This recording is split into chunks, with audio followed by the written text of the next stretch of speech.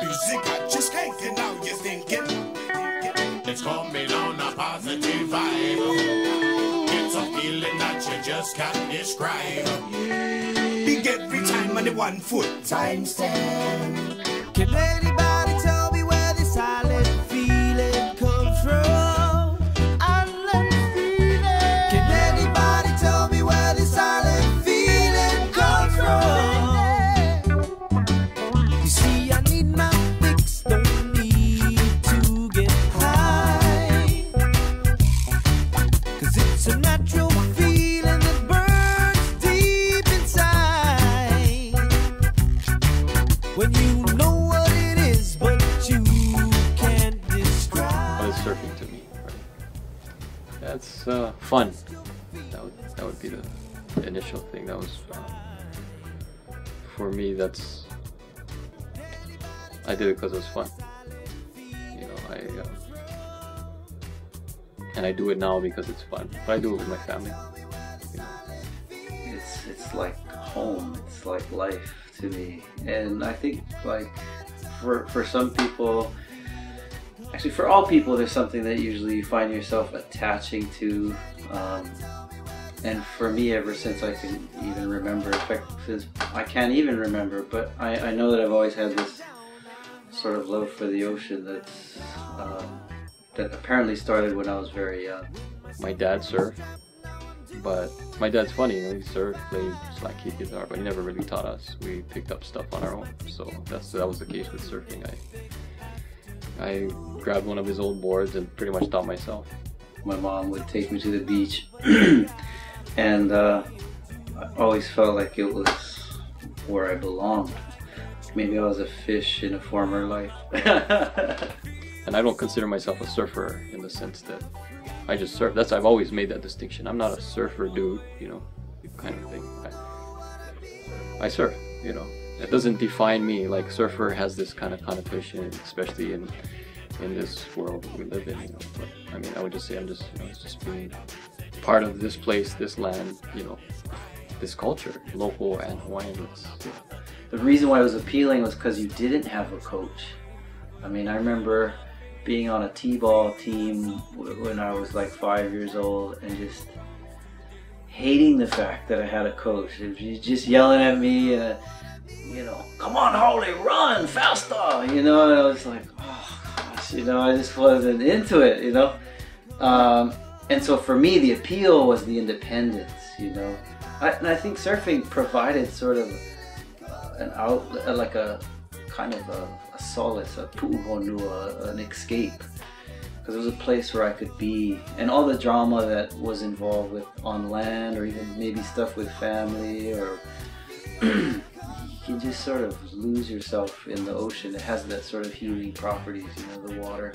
Maybe in some ways I would critique the popularity of it and the coolness of it. That is to say, you know, and the attitude that comes with it, and the associated cultural kinds of things that operate associated with surf culture, which is global culture. You know, the attitude that comes with that. You know, competition. Surfing has always been competitive. I mean, even traditionally, it was. You know, it's a sport. You know, I mean, and sports are competitive. It's, you know, and but some of the mean-spiritedness and some of the attitude that comes with, you know, boarding culture, you know, whether it's skateboarding, snowboarding, you know, and then the extremeness of sports like that, I think, in some ways, I don't know what the right word is, in some ways cheapens the purity of the experience. Too much attitude these days in the waves. Everybody has something to prove with some sort of manhood and stuff, and it's like, it's sad. I remember when I grew up, people used to actually talk in the water to each other and hoot, you know, like, whoo! When somebody catches a wave, it was almost every wave somebody caught. If it was a good wave, like, whoa! Whoo! Rah! Oh, nice one! You don't hear much of that anymore, unless maybe with your group or your friends and stuff. So it's nice to, you know, I think it'd be nice to kind of bring that sort of culture of understanding back into the waves, and then it's a lot more fun. I think youth have attached to that, and so they're attracted to things that are cool, and there's nothing wrong with that, I guess. I liked it because surfing was cool, but it wasn't something that like I said, if I'm the only one in the water, that's great. I don't have to show anybody else. You know, it's not about showing somebody else. It's more for it's for my personal thing. Whereas part of this, you know, mediated society that we live in, you know, people are, you know, oh, video it, post it, take a picture of it, you know, sell it. I mean, people complain about how crowded it was. You look at pictures of when Duke guys used to surf, it was crowded. They shared waves and they cheered each other on and they had fun.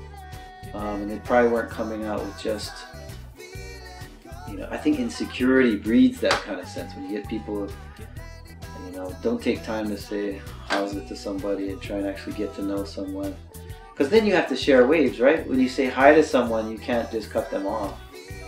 And I think we need more of that where people actually learn to respect, like, oh, that's, you know, I think that guy lives here.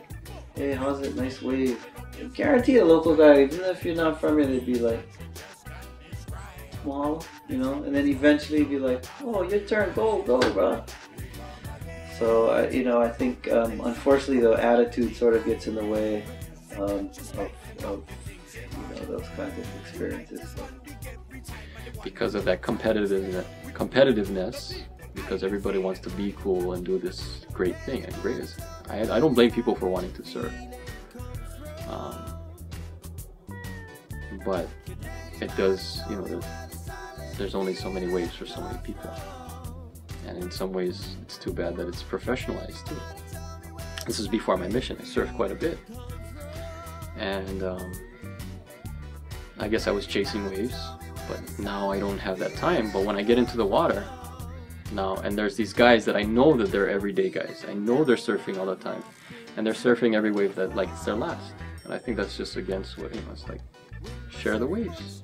You know, some of us are just, you know, surfing just because we, you know, but they feel like they gotta catch every wave and show everybody how good they are, and that's just against what I believe in when it comes to surfing. It's like there's this, which is why I think there's hostilities in the water. People of varying places, and people don't understand respect in the water. People, and so both ways, whether it's locals or Hawaiians or non, you know, non-Hawaiians or non-locals. The identity of surfing in Hawaii is a much different experience for how it's been written and constructed from the outside. And so surfing, as it started here and then it, you know, all the way through Duke-Hanamoku era, and it has its own sort of flair to it, and it wasn't necessarily this beach culture of sun and blankets and sex and the type of stuff that you see, like the Beach Boys, and that type of culture is actually kind of transferred. It's sort of developed in California in the 50s, 60s, and then it makes its way back to Hawaii with a kind of this migration of Californian surfers who come back to Hawaii in the 60s, 70s, and it sort of, you know, it clashes. Because the identity of a lot of Hawaiian surfers was not defined in the same ways that the California scene was. And I think the California scene was quite surprised when they came to Hawaii and they weren't welcomed as long-lost brothers. I just assumed surfing be a local Hawaiian thing, which if that's all it was, it'd be great. But it's not that, and it's over, you know, it's kind of over the top now, which is unfortunate, I think, in my opinion. Because I figure I'm from here, I would be surfing anyway. If it wasn't so popular, a lot of these people wouldn't be surfing. Wouldn't know about it, maybe wouldn't want to do it. Which would be great. More waves for those of us that are from here, you know.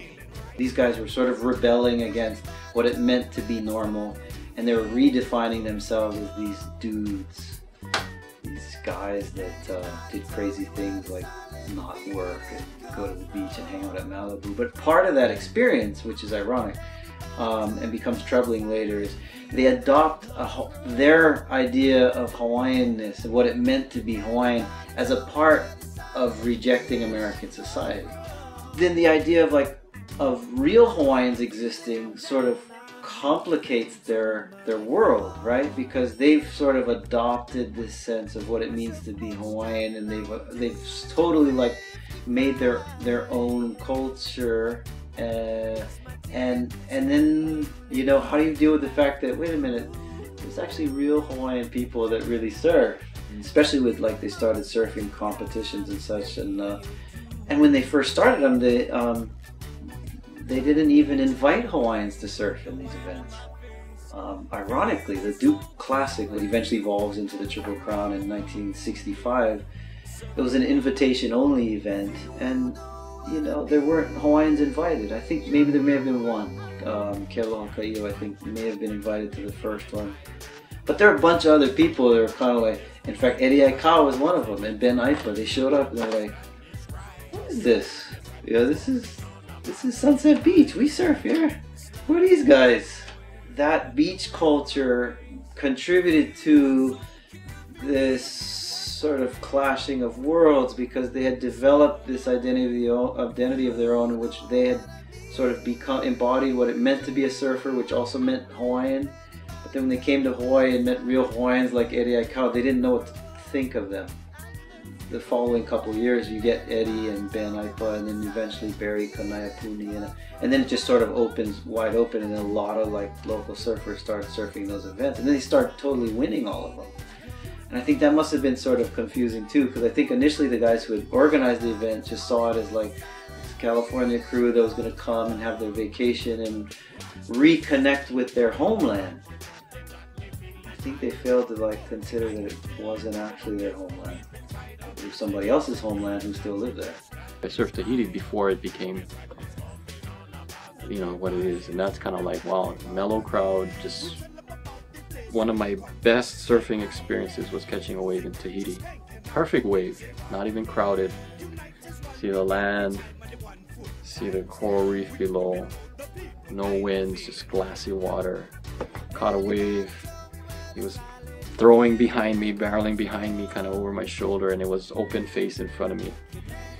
And I was just standing there and like, didn't work, you know, I could have worked it up the face, you know, to do it, or I could have stalled for the barrel, but it was just like, wow, this is Tahiti, and this is, you know, some of the best experiences I've had surfing is either on my own in the water, experiencing the aina, as we've discussed it, which is both land and sea.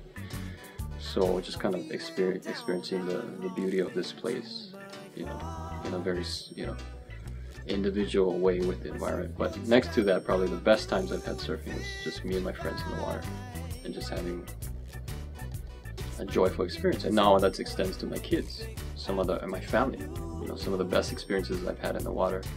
In fact, the best experiences I've had surfing have been with my friends, my family. You know.